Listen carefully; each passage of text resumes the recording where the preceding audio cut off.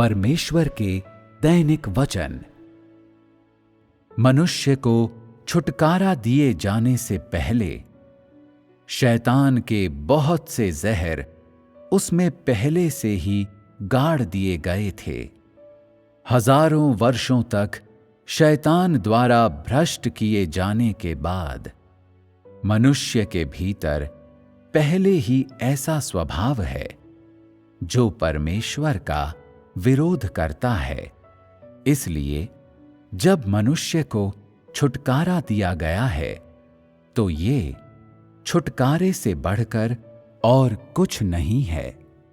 जहां मनुष्य को एक ऊंची कीमत पर खरीदा गया है, परंतु भीतर का विषैला स्वभाव नहीं हटाया गया है। मनुष्य जो इतना अशुद्ध है, उसे परमेश्वर की सेवा करने के योग्य होने से पहले एक परिवर्तन से होकर अवश्य गुजरना चाहिए।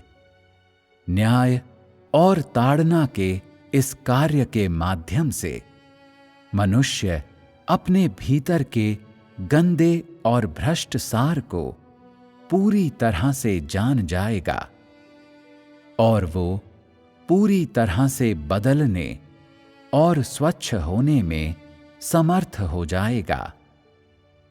केवल इसी तरीके से मनुष्य परमेश्वर के सिंहासन के सामने वापस लौटने के योग्य हो सकता है।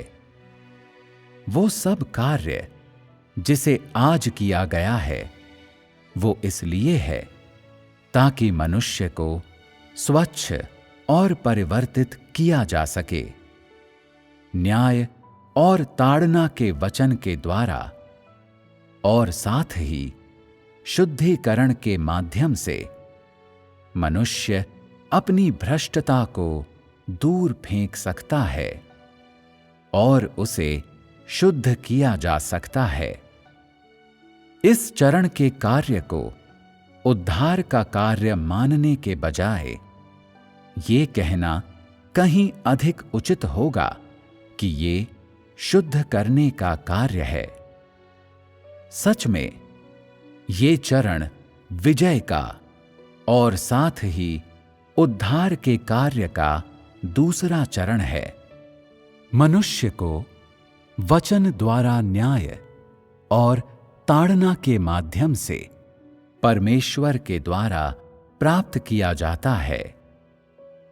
शुद्ध करने, न्याय करने और खुलासा करने के लिए वचन के उपयोग के माध्यम से मनुष्य के हृदय के भीतर की सभी अशुद्धताओं, अवधारणाओं, प्रयोजनों और व्यक्तिगत आशाओं को पूरी तरह से प्रकट किया जाता है।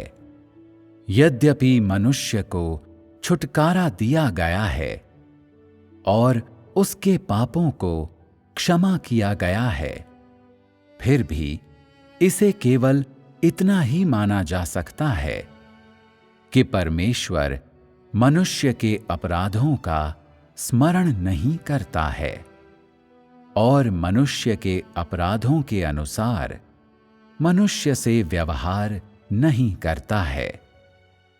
हालांकि जब मनुष्य जो देह में रहता है, जिसे पाप से मुक्त नहीं किया गया है, वो भ्रष्ट शैतानी स्वभाव को अंतहीन रूप से प्रकट करते हुए केवल पाप करता रह सकता है। यही वो जीवन है जो मनुष्य जीता है, पाप और क्षमा का एक अंतहीन चक्र। अधिकांश मनुष्य दिन में सिर्फ इसलिए पाप करते हैं ताकि शाम को स्वीकार कर सकें। इस प्रकार भले ही पाप बलि मनुष्य के लिए सदैव प्रभावी है, फिर भी ये मनुष्य को पाप से बचाने में समर्थ नहीं होगी। उद्धार का केवल आधा कार्य ही पूरा किया गया है, क्योंकि मनुष्य में अभी भी भ्रष्ट स्वभाव है।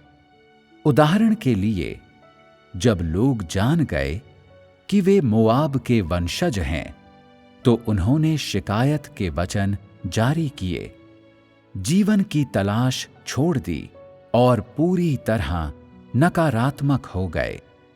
क्या ये इस बात को नहीं दर्शाता है कि मानव जाति अभी भी परमेश्वर के प्रभुत्व के अधीन पूरी तरह से समर्पित होने में असमर्थ है? क्या ये निश्चित रूप से उनका भ्रष्ट शैतानी स्वभाव नहीं है?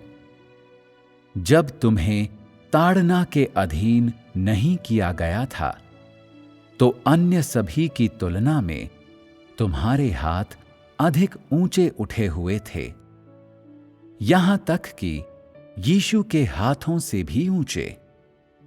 और तुम ऊंची आवाज में चीख रहे थे, परमेश्वर का प्रिय पुत्र बनो, परमेश्वर का अंतरंग बनो।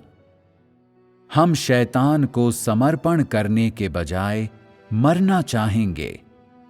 पुराने शैतान के विरुद्ध विद्रोह करो, बड़े लाल अजगर के विरुद्ध विद्रोह करो। बड़ा लाल अजगर पूरी तरह से सत्ता से गिर जाए। परमेश्वर हमें पूरा करें। अन्य सभी की तुलना में तुम्हारी चीखें अधिक ऊंची थी, किंतु फिर ताड़ना का समय आया और एक बार फिर मनुष्यों का भ्रष्ट स्वभाव प्रकट हुआ। फिर उनकी चीखें बंद हो गईं और उनका संकल्प टूट गया। यही मनुष्य की भ्रष्टता है। ये पाप की अपेक्षा अधिक गहराई तक फैला है। इसे शैतान के द्वारा गाड़ा गया है और ये मनुष्य के भीतर गहराई से जड़ पकड़े हुए है। मनुष्य के लिए अपने पापों के प्रति अवगत होना आसान नहीं है। मनुष्य अपनी स्वयं की गहराई से जमी हुई प्रकृति को पहचानने में असमर्थ है। केवल वचन के न्याय के माध्यम से ही इन प्रभावों को प्राप्त किया जा सकता है। केवल इस प्रकार से ही मनुष्य को उस स्थिति से आगे धीरे धीरे बदला जा सकता है